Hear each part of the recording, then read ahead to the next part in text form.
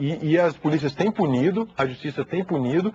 Você tem uma ideia, essa SaferNet publicou uma pesquisa em que em 2002 tinha-se por volta de 400 crimes virtuais, né, digitais, tramitando em cortes e tal, com decisões definitivas, e que em 2008 foi registrado mais de 17 mil e com jurisprudências culpando os pais pelos atos dos filhos. Aqui ou no mundo inteiro? No Brasil. No Brasil. Então, quer Qual dizer, é esse site preocupante. SaferNet, www.safernet.org.br.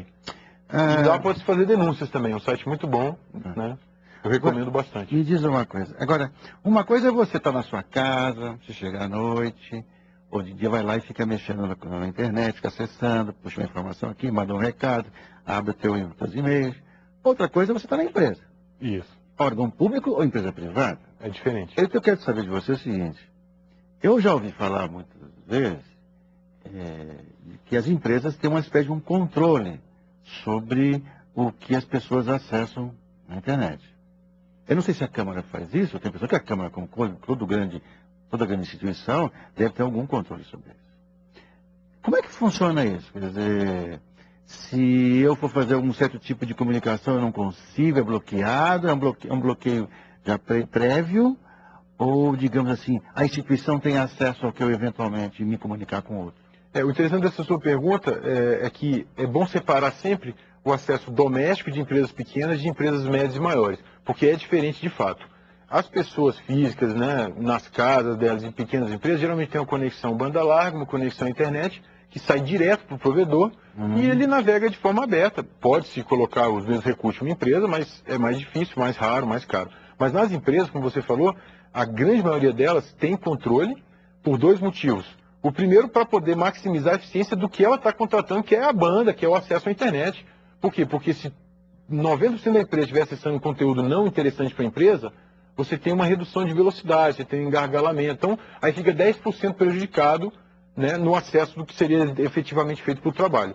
E pode-se também monitorar e guardar, né, logs e registros do que está sendo feito. E as empresas têm esse mecanismo, usam desse mecanismo, e eu recomendo para as pessoas não utilizar a internet, conexão à internet, os e-mails do trabalho, né, corporativo, das instituições, seja governo ou privado, para fins próprios e principalmente para coisas erradas.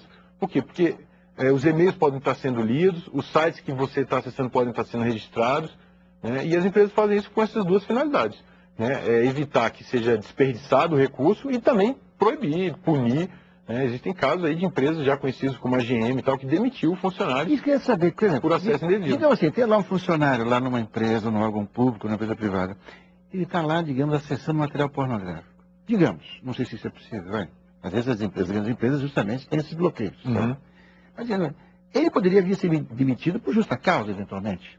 Não é? As decisões têm dado né, o lado da empresa como o lado correto e têm aceitado, né, a demissão dos funcionários. O que as empresas fazem, na maioria delas, as empresas organizadas, é deixar claro qual é a política de acesso. Porque aí você informa o funcionário, você pode cobrar depois. Você já sabe. Porque senão você ninguém me avisou, não sabia, não sei. Então, geralmente, elas deixam isso claro, né, com manuais de conduta, né, políticas de acesso mesmo. Por quê? Porque é também impossível bloquear tudo. A cada dia são criados novos sites na internet. Apesar dos mecanismos de filtro das empresas também serem atualizados pelas empresas que fazem esses filtros, se eu hoje criar um site, botar um material pornográfico lá e mandar o endereço para você, pode ser que a empresa ainda não tenha esse filtro, né? E aí você pode conseguir acessar esse site. Mas se alguém estiver vendo ou estiver lá registrado, ela pode, né, e te questionar por que você acessou. A maioria das empresas hoje em dia questiona, chama o funcionário. As punições não são assim, acessou uma vez é demitido. Por quê? Porque o cara pode, sem querer, né, como eu falei, um vírus, abrir uma página. Então, geralmente, o cara é questionado, é perguntado, inspeciona-se a máquina dele. E, geralmente, pune-se quando o cara fica horas e horas, o dia inteiro, acessando esse tipo de material. E nós não falamos nem de hacker, nem de nada. Olha, de tanto assunto que surge quando a gente fala de internet, né? Nós precisamos voltar a conversar. Com certeza. Continuar essa conversa nossa sobre outros aspectos da internet. Inclusive da legislação, que está sempre correndo atrás e está sempre... E aí parece que a internet anda a 100 por hora e a legislação vai a 60, né? Quer dizer, parece que está sempre cada vez mais longe das inovações, das novas sacadas da internet. Isso, né? Você falou dos hackers, é bom falar uma notinha rapidinho, que às vezes tem gente que fala assim, não me preocupo com isso, porque eu só uso o computador para mandar uma mensagenzinha ou outra, nem tenho antivírus, ligo, desligo, saio da internet, estou livre. As pessoas que têm computadores que não estão seguros, elas podem estar sendo usadas como laranjas, né, que é chamados na internet de zumbis, por pessoas criminosas. Porque como o computador dela não tem segurança nenhuma e ela não se preocupa, o cara invade esse computador e usa esse computador para fazer coisa errada. Então, se alguém for rastrear quem fez errado, vai dar nela. É o laranja, né? Virtual. No caso, chama Zumbi. Chama Zumbi. Qual que é o teu site? Na verdade, é um blog que eu Um atualizo não com muita frequência, né? Que é o byte-papo.blogspot.com. Tem algumas cartilhas, algumas recomendações. Obrigado, Danilo. Obrigado a você. Até a próxima. Eu conversei hoje com Danilo Beraro de Souza, essa questão de internet, rede de computação. É isso que é por aqui, volta semana que vem.